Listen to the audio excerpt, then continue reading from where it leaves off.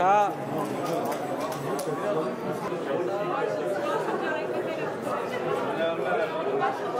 قبل ما كان المدى نزوع لم وطلع كل هداي أنا دعمة تلقى عزيز عندك هلا براخ وبدأ قلب باشا بيش دي بصلاة سبع ضلاي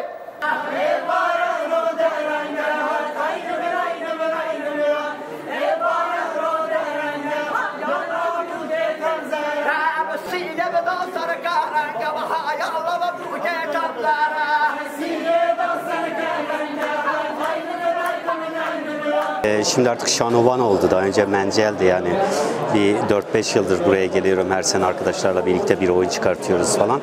Tabii ki eski yıllara nazaran şimdi artık gerçekten Van'daki seyirci de buranın tiyatro olduğuna alıştı ve çok güzel oyunlar oldu. Çok yoğun da bir ilgi var ve bugün de festival için buradayız. İşte İstanbul'dan gelen oyunlar var, Diyarbakır'dan, Batman'dan gelen oyunlar var ve her biri de ayrı ayrı özel güzel oyunlar. Yoğun bir ilgi de var. Yani birkaç gündür de şahidim yani sürekli insanlar geliyor, bilet alıyor. Normalde şeydir yani son gün gelip bilet alınır ama artık o kültür de oluşmaya başladı. Erkenden gelip biletlerini falan da alıyorlar. O yüzden yani tiyatro Van'a yakıştı yani özellikle Kürtçe olması. Yani ben sadece festival için geldim. Buradaki Şanovan arkadaşlarla birlikte geçen sene Haylodisa Tevlihevi oyununu çıkarttık. 30 Eylül'de oyun sergilenecek. Ve bu süreçte sadece festival döneminde buradayız. Zaten en büyük eksik aslında biraz Kürtçe oyunların olmaması. Ya sadece burada işte yapan arkadaşlar var.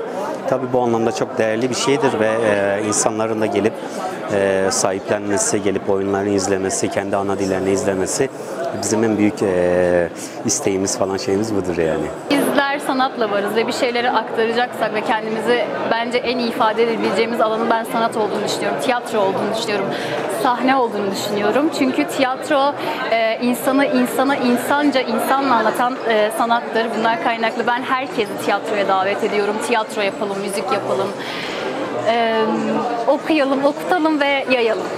Bakayım askerim heyecanımı ve çocukluğumu daha bir bilemiş, ne de olsa henüz delinmemiş ve su geçirmiyorlar.